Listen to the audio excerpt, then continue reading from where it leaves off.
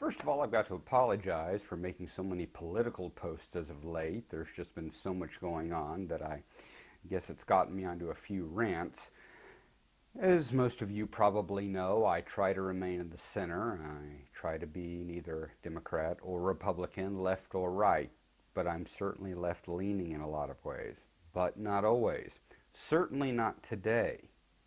I've noticed a very disturbing trend in the last 10, 20 years toward political correctness in certain ways where obviously I think many of us have thought it was a good thing, and I think it is a good thing, but it has taken on a decidedly unfortunate edge, let's put it that way. On Facebook recently, I ran into several articles about experiments being done on university campuses where they basically went around with a camera and asked people whether or not the First Amendment should be repealed. And a lot of them said yes. Now, college campuses tend to sort of be the ultimate left of politics. And you'll often hear people like Jerry Seinfeld complaining about how when they go and they play college campuses, they can no longer use a lot of the jokes they're used to using because suddenly they're not politically correct. Obviously, political correctness stemmed from a very good thing. It was an attempt to be understanding of people, to not say things that were hurtful. But this is perhaps the worst thing that could possibly ever happen. Is this point where it flips over and it goes from trying to defend the weak and perhaps the people of minorities to the point that it becomes actually an oppressive thing. Let me try to explain this to people that, I don't know, perhaps younger generations, perhaps the latest generations to go through college, may not fully understand why we have a freedom of speech. Because it's extremely important that that very freedom of speech, that freedom that allows us to say anything, to varying extents, obviously freedom of speech isn't complete. You can't run into a theater and scream fire. But for the most part, it is protected in this country and in many other countries. And that right is what has allowed us to do a lot of the great things we've done. That right is what allows us to assemble. That is what allows us to protest peacefully, sometimes not so peacefully. But I absolutely 100% defend the right of a bigot to talk about the worst things you can possibly imagine. The Ku Klux Klan has every right to march down the street in masks talking about how horrible black people and Jews are. Why do they have that right? For the same reason that you and I have the right to say the things we do. For the same reason that I have the right to come on this show and babble off all the stuff I do. That is freedom of speech. And freedom of speech, any freedom like that, is not tested with people you agree with. It's only truly tested when it's put up against people you utterly and completely disagree with. Does the Ku Klux Klan have the right to hang black people? Of course not. Do they have the right to burn crosses in their front yards? Absolutely not. Anytime they do anything like that, they need to be arrested and jailed and prosecuted to the fullest extent of the law. But do they have the right to voice their opinion? Do they have the right to protest in opposition to the things that you and I might consider to be the good things? Yes. And I'll tell you why. Because anytime you start oppressing any idea, any opinion, no matter how horrible or hateful it might be, or how horrible and hateful you might think it is, because try to keep in mind that there's nothing more dangerous than when anyone, even me, even you, even those of us who may consider ourselves very even-minded.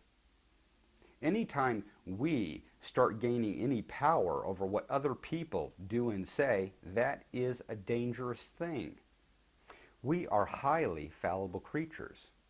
And the moment you institute laws like that, the moment you stop people from expressing their opinions, again, no matter how horrible and hateful they are, you create a pressure cooker.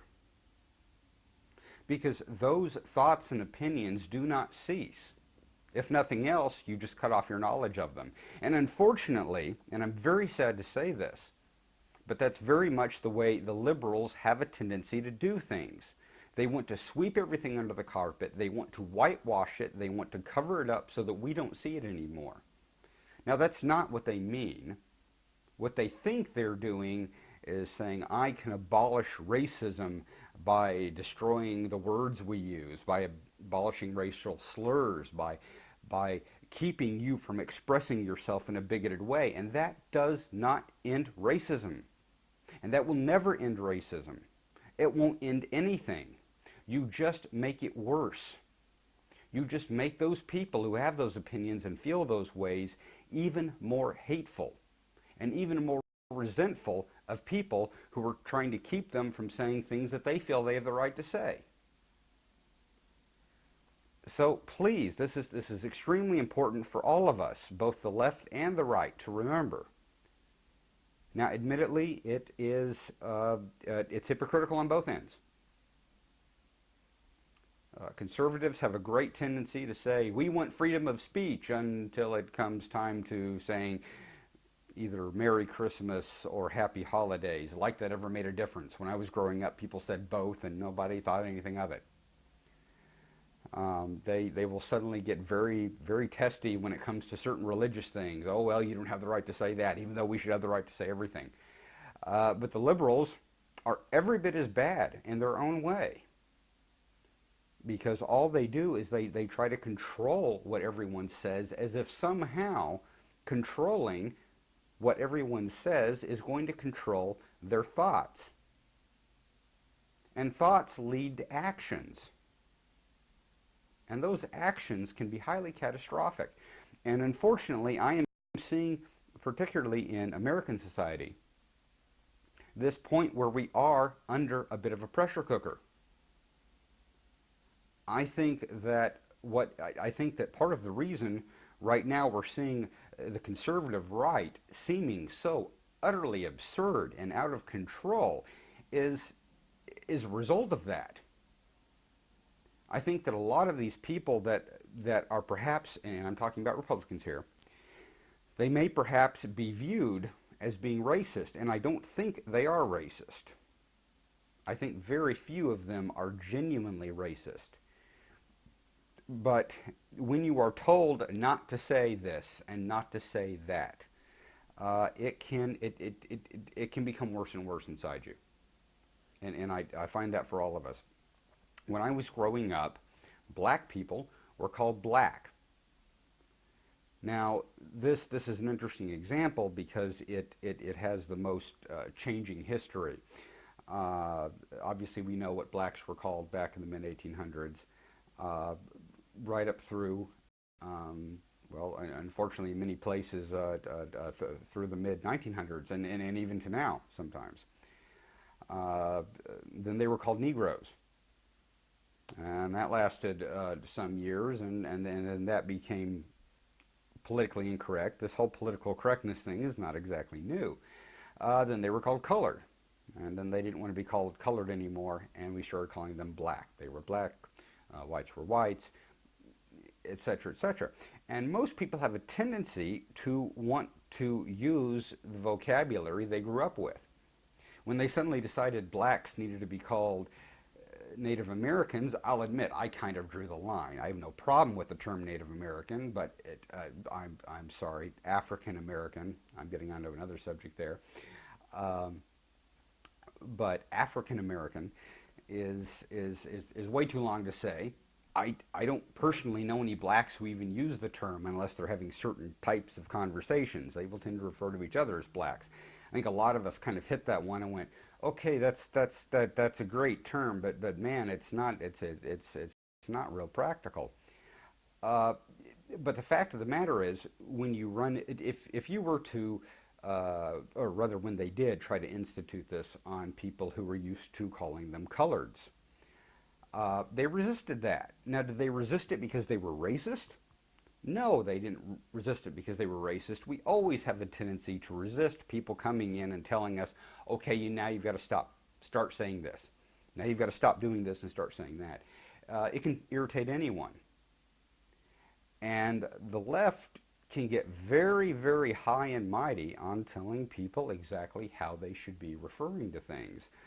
The whole Native American thing is another issue.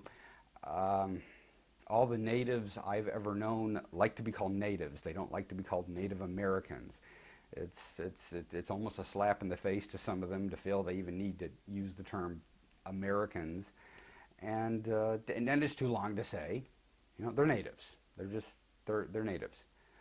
I do run into some left-swinging people who will insist, no, you've got to call them Native Americans now, and as if some sort of a vote were taken. A vote wasn't exactly taken among the blacks. Often these decisions are made by a small group of people who get together and say, okay, now we need to change this and change that, and then this needs to be the term now, and this needs to be the term. There is a difference between being sensitive to people, which is obviously a very important thing, but there's a difference between being sensitive to people and imposing yourself on other people.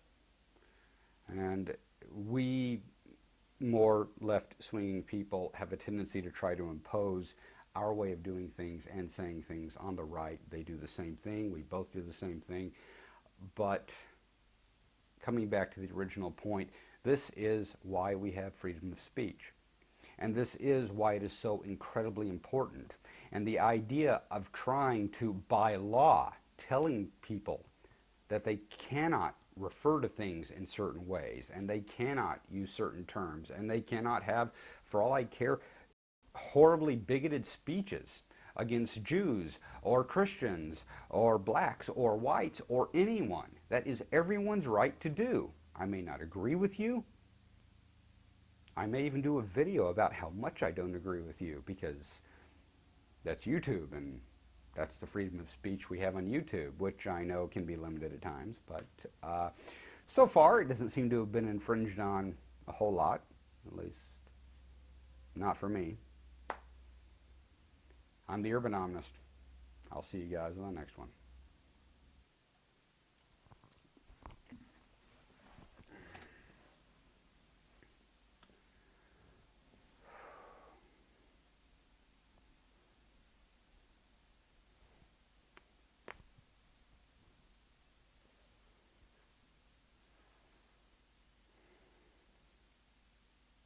There's been a disturbing trend in, well, everything. It's all a disturbing trend. I mean, when's the last time you heard anyone say, there's been a non-disturbing trend in the world today? Are there non-disturbing trends? Probably not. Otherwise, they wouldn't make the news. They wouldn't be interesting. Why would we bother?